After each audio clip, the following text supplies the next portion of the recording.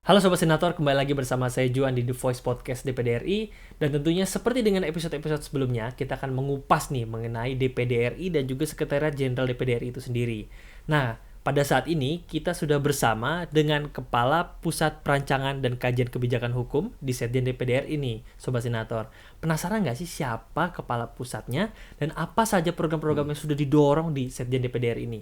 Langsung saja kita langsung bersama Bapak Andi Erham, SE, MSc PhD. Ya. Halo, apa kabar Bapak? Baik, alhamdulillah sehat-sehat. Sehat selalu ya Pak. Selalu. Saya kalau melihat aktivitasnya cukup padat nih Pak, kayaknya. Iya. Betul ya, padat ya, luar biasa. Padat dan banyak pemikiran. Kalau boleh tahu apa aja dipikirin nih Pak?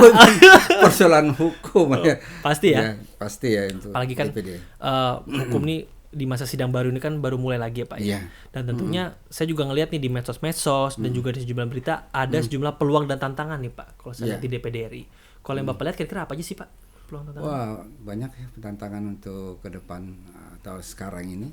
Utamanya dari Pusperjakum itu terkait dengan produk-produk hukum yang terus sesuai dengan dinamika politik, dinamika masyarakat itu muncul perubahan-perubahan sehingga kami juga selalu siap untuk sebagai ini pendukung keahlian dalam rangka produk-produk hukum itu bisa baik dan dibuat oleh DPD. Nah kan sekarang pergeseran paradigma nih Pak, Ya. konvensional ke digital.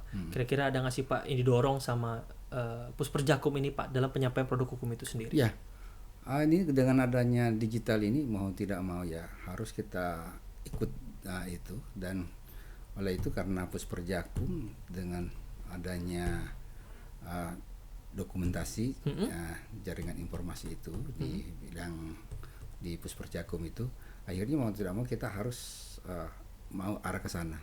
Apalagi di tahun 2018 yang lalu itu kita sudah bersama dengan JDHN untuk ikut berintegrasi bersama memulai satu sistem digital dengan produk-produk hukum yang bisa bersinergi.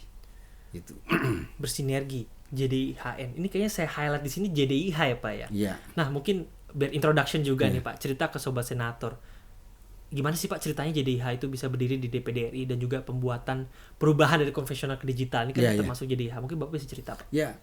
Jadi awalnya sejak tahun 2017 dengan melalui peraturan Sekjen itu terkait dengan tata kelola di Sekretariat Jenderal itu, di mana dibentuk satu organisasi yang DJH ini yang di mana ada di dalamnya persoalan digital untuk dokumentasi dan informasi kepada pelayanan masyarakat dan lebih kepada anggota. Saya mau tidak mau itulah produk-produk hukum yang kita ambil mulai dari sejak berdirinya DPD dan sampai sekarang ini dan setiap produk hukum itu yang resmi ketika diketuk di sidang paripurna itu akan masuk ke DJH. Oke. Wah, ini interesting Pak. Berarti kan secara nggak langsung ada semacam integrate system yang bersatu dalam produk hukum dari DPD RI. Dan di sini mungkin Bapak bisa cerita-cerita juga nggak sih Pak dalam proses integrasi dan juga website dari JDIH itu sendiri Pak? Ya, jadi karena kita selalu harus berinovasi, dan apalagi tantangan ke depan ini, IT ini terus berkembang dan produk-produk hukum kita juga harus bervariasi, yang karena modelnya melalui Android atau website itu harus lebih menarik. Nah mau tidak mau itu juga menjadi tantangan baru, dan oleh karena itu mulai dari proses pengumpulan data, terus mulai dari proses katalogisasi dan segalanya itu, kemudian masuk ke informasi. Nah inilah melalui informasi inilah masuk ke website, dan di situ juga dipilah, ada yang belum masih rahasia, ada yang ini itu tergantung dari asal atau dari alat kelengkapan apakah layak atau tidak untuk sudah dapat dipublikasikan kepada halayak. Berarti secara nggak langsung Pak, ini di mapping ya Pak, yang rahasia mana, yang nggak rahasia mana. Oke. Nah kadang-kadang nih Pak, anak muda ini suka bertanya-tanya Pak, penasaran itu tinggi. Biasanya kalau mengelola sistem ini kan rumit Pak. Iya. biasanya. Nah, kalau jadi HDPDRI ini siapa aja yang ngelola, Pak? Ini ada tim Oke. dari Pusperjakum itu yang dimana di dalam bidang DJH itu ada 5 orang yang dipimpin oleh satu kepala bidang, dan ada beberapa orang dari LD atau ini fungsional hukum, ditambah administrasi dan tenaga IT komputer. Oke. Itu ada 5 orang yang menjadi timnya. Dan selama ini kita sudah jalankan itu, dan sudah malah kita juga ikut berintegrasi dengan beberapa atau kerjasama dengan beberapa JDH lain dari kementerian maupun dari pemerintah daerah. Kita lebih untuk supaya data produk hukum itu bisa bersinergi gitu. Oh, jadi konsepnya kayak one single system ya, Pak? Iya. Semuanya terintegrasi di JDH itu, jadi nggak cuma DPD aja tapi Pemda, dan juga KL-KL yang lain itu bisa melihat ya, Pak? Ya, jadi nanti suatu saat, umpamanya contohnya, ketika anggota memerlukan satu data atau apa, kita bisa link ke dengan pemerintah daerah yang sudah kita ajak kerjasama. Sama seperti itu. Jadi bisa untuk kebutuhan Iya, supporting dari anggota ya, Pak? Iya. Menarik, Pak. Nah, kalau misalnya terkait, ini menarik, Pak. Berarti kan itu masuk pada proses bisnis dong, Pak. Nah, mungkin Bapak bisa cerita juga nih ke Sobat Senator, gimana sih Pak prosesnya, mulai dari pengumpulan produknya sampai pada akhirnya jadi tuh Pak produk itu jadi HDPDRI, Pak. Iya. Memang itu jadi tantangan juga. Pasti karena ya, Pak, ya? awal-awalnya juga, tapi ternyata juga dari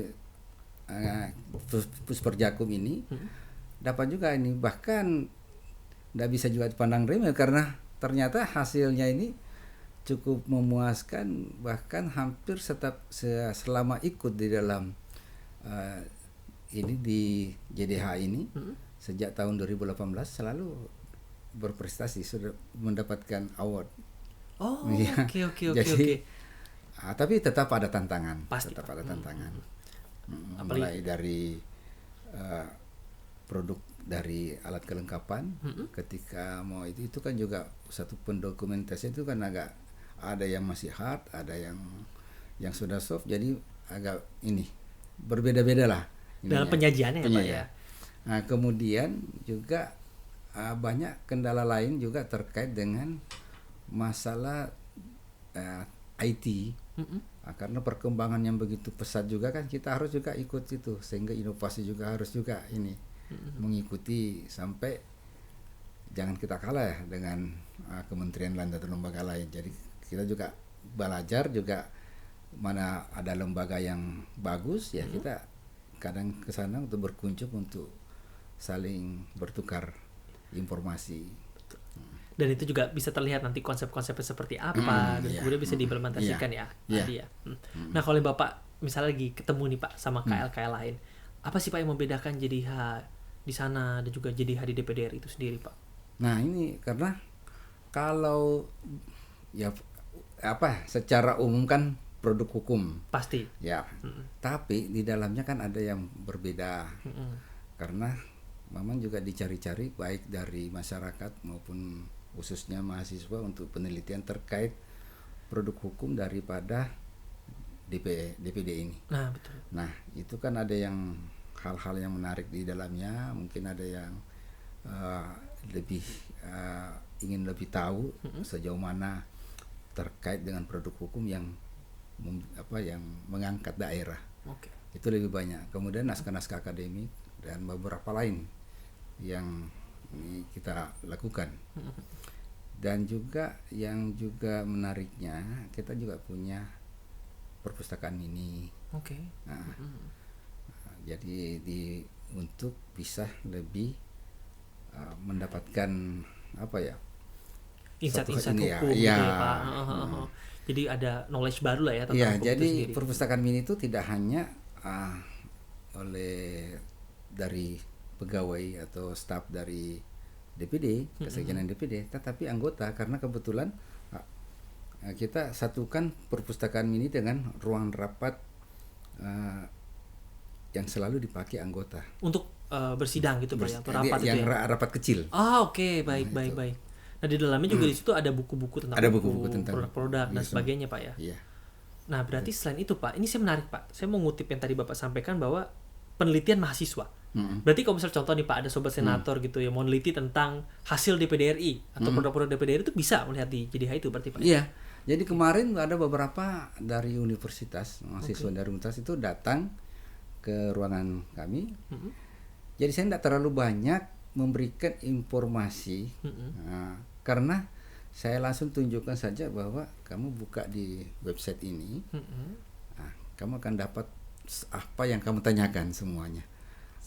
Jadi hanya dia bertanya kebijakan-kebijakan Pusperjakum terkait ini, tapi produk yang ada di dalamnya yang ditanyakan ada semua di dalam. Lengkap ya Pak, sudah komprehensif semua ya. jadi sudah. Ibaratnya ya tadi saya bilang tadi Pak, berarti perubahan digital itu semua ada di situ. Ada ya? di situ. Jadi kalau mahasiswa mau ngecek bisa langsung di JDH. Nah, di sini menarik Pak. Selain tadi produk-produk hukum, apa aja sih Pak isi dari website JDH itu sendiri Pak? Kurang lebih ada 10 fitur ya yang selama ini. Tapi kan kita berkembang terus ya. Pasti. Ya. Ada Undang-Undang Dasar 45 dia punya ini karena apalagi juga sementara ini kan kita DPD ini kan lagi mengkaji atau juga mengevaluasi terhadap perubahan ini amandemen. Yang selama ini beberapa tahun ini kan ada 4 kali perubahan itu.